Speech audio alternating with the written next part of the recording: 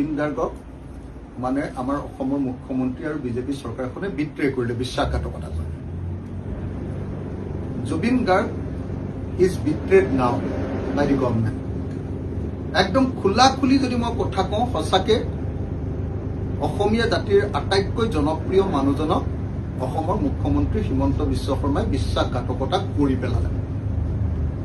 মই বাৰম্বাৰ কৈ আছিলো যে তেওঁৰ ওপৰত যিখন চাৰ্জশ্বিট দিছে সেইখনতে তেওঁৰ বিশ্বাসঘাতকতা প্ৰতিফলিত কৰিব।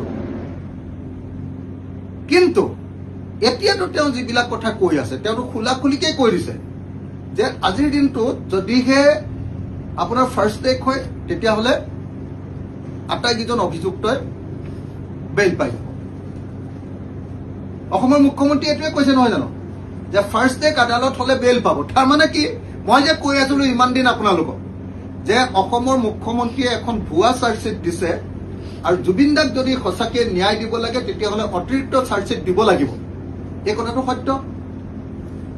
মই যে বাৰম্বাৰ কৈ আছিলো যে নিৰ্বাচনৰ আগতেই আটাইবিলাক অভিযুক্তই মাত্ৰ 3 মাহৰ ভিতৰতে মই যে কৈ আছিলো যে তেওঁলোকে বেইল পাব। আজিৰ দিনটোত অসমৰ মুখ্যমন্ত্ৰীয়ে অভিযুক্ত কেইজনক যেনে তেনে মেনেজ কৰিহে যেনে তেনে ৰখাই থৈ দিছে ইলেকশ্যনলৈকে। এতিয়া অসমৰ মুখ্যমন্ত্ৰীয়ে নিজে নিজে কৈ দিলে যে যেতিয়াই আচলতে লফুলনেছ নাহি যাব, মানে লফুলি যেতিয়া কামটো আৰম্ভ হ'ব তেতিয়াই তেওঁলোকে বেইল পাব। কেলে? কাৰণ চাৰ্জশ্বিটখন ভুৱা দিলে। গতিকে জুবিন গাৰ্গক কি সাংঘাতিক ধৰণে বিট্ৰে কৰিছে। কালি মই আপোনালোকে কোৱা আমাৰ ভাইটিটো কি নাম আছিলে, ভিক্টৰ দাসৰ লগত একেলগতে হেৰিয়ালৈ গৈছে, গৈ ভালকে ছাৰ্ভে কৰিলো গোটেই অঞ্চলটো। এতিয়া বৰষুণ এজাক দিয়ক, আপোনালোকক মই কৈ দিলো তাত আৰু কোনো মানুহে খোজ দিব নোৱাৰে জুবিন ক্ষেত্ৰত।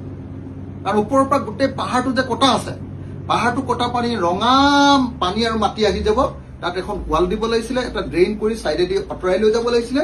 সেই যিটো চিষ্টেম কৰিব লাগে তাৰ কাৰণে এতিয়ালৈকে অসমৰ মুখ্যমন্ত্ৰীয়ে গোটেই প্ৰজেক্টটোৰ কাৰণে কিবা 2,40 লাখ নে কিমান টকা, 2,40 লাখ টকা ৱাল দিবলৈ নোযোৱা কি প্ৰজেক্ট কৰিব। জুবিন দাৰ কাৰণে যিটো আপোনাৰ হেৰি বনালে, এইটো মই কবলৈ বেয়া, মই কবলৈ আপোনালোকে বেয়া পাব, মোৰ শব্দটো কালি এনেকুৱা আহিছে।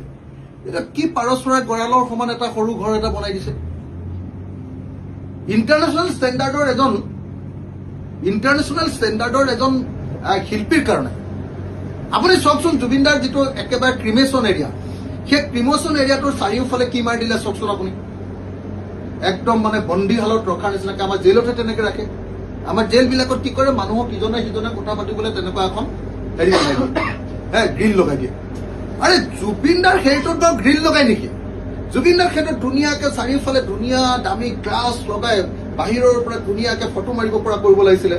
একদম ক্ৰিমেটেড এৰিয়াটো যিটো কি কয়, এইটো কি বুলি কয়, কি স্থান বুলি কয়, শ্মশান থলীটো, তাৰমানে একদম যিটো জাগাত জ্বলাইছে সমাধি ক্ষেত্ৰটো, সেই সমাধিটো তাৰমানে একদম চিকচিকীয়া কৰি ৰাখিব লাগিছিলে। এতিয়া একদম পাৰই গোটেই সাগি লৈ তাত যাব নোৱাৰি, পাৰৰ গোট জুবিন দাৰ ক্ষেত্ৰত। যিমানকেইটা ঘৰ আছে নহয়, গোটেইকেইটা যিকেইটা ঘৰ য'ত মানে সেই যে প্ৰথমতে যে জুবিন দাক হেৰি কৰিবৰ কাৰণে, ক্ৰিমেটেড কৰিবৰ কাৰণে, ক্ৰিমেশ্যনৰ কাৰণে যিটো হেৰি টেণ্ট তৰিছিলে, সেই টেণ্টটোহে আছে। তাৰ বাহিৰে অকল এইখন যে কিমান স্কোৱাৰ ফিটৰ এনেকুৱা টিঙৰ চালি এখন দিছে, তাৰ বাহিৰেতো একোৱে কৰা নাই। জুবিন দাক কিমান অন্যায় কৰিছে। আৰু জুবিন দাক এতিয়া কি কৰিছে আপোনালোকে মই বাৰম্বাৰ কৈছো, 3টা কাম নকৰিলে জুবিন দাই ন্যায় নাপায়। 1 নম্বৰ, অতিৰিক্ত চাৰ্জশ্বিট। এতিয়া এওঁলোকে চাৰ্জশ্বিট দিয়াটো, তদন্ত কৰাটো বন্ধ কৰি দিলে। গতিকে জুবিন দাক তেওঁলোকে ন্যায় নিদিওঁ বুলি কৈ দিলে। মই কৈ আছো যে অতিৰিক্ত চাৰ্জশ্বিট দিব লাগে, নম্বৰ 1, মানে তদন্ত চলাই থাকিব লাগিব। 1, 2 নম্বৰ কি কৰিব লাগিব যে নেশ্যনেল ষ্টেণ্ডাৰ্ডৰ লয়াৰ্ছ বিলাকৰ এটা টিম বনাব লাগিব, নম্বৰ 2। আৰু নম্বৰ 3, ফাৰ্ষ্ট টেক নহয়, ডে টু ডে আদালত বহাই, প্ৰত্যেক দিনাই আদালত বহাই 6 মাহৰ ভিতৰত জুবিন দাৰ ন্যায়টো দি দিব লাগিব। এই 3টা কাম নকৰিলে জুবিন দাই ক'ত ন্যায় পাব? সেইকাৰণে মই আপোনালোকক আকৌ কৈছো, মই খালি আপোনালোকৰ মোৰ সেইদিনা লাইভত মানে হেৰিয়াৰ লাইভত কি কয় এইটো নাম, আমাৰ ভিক্টৰ দাসৰ লাইভত ভিক্টৰ দাসে যি অশ্লীল বাক্য ক'লে, মই তাৰ কাৰণে দুখ প্ৰকাশ কৰিছো। বেয়া পাইছে এইটো, মই তাক পিছতো গালি দি আছো, কিন্তু তাৰ পাছৰ পৰা সি শুধৰণি হৈছে মোৰ, আৰু মানে মোৰ লগত থকা তাৰ পাছৰ সময়খিনি 12 ঘণ্টামান তাৰ পাছতো আছে, 1 মিনিটৰ কাৰণে বেয়া শব্দ কোৱা নাই মোৰ আগত। মই তাক ধমকি লগাইছো, কিন্তু ভিক্টৰ দাস আমাৰ সমাজৰ এজন প্ৰতিবাদী যুৱক, অসমৰ মানুহৰ কাৰণে আন্তৰিকতা থকা যুৱক, প্ৰতিভাশালী যুৱক, ব্যক্তিত্বশালী ল'ৰা। তাৰ দেউতাক হত্যাকাণ্ডৰ বলি হৈছিলে কাৰণে সি মানসিকভাৱে দুৰ্বল, তাৰ দেউতাকক হত্যা কৰিছে, আপোনালোকে নিশ্চয় জানে। গতিকে মই ভাবো যে ভিক্টৰ দাসক আমি মৰমেৰে চাব লাগিব, আৰু তাক যদি বচাব পাৰো ভাল হয়, মানসিকভাৱে বচাব পাৰো যদি ভাল হয়।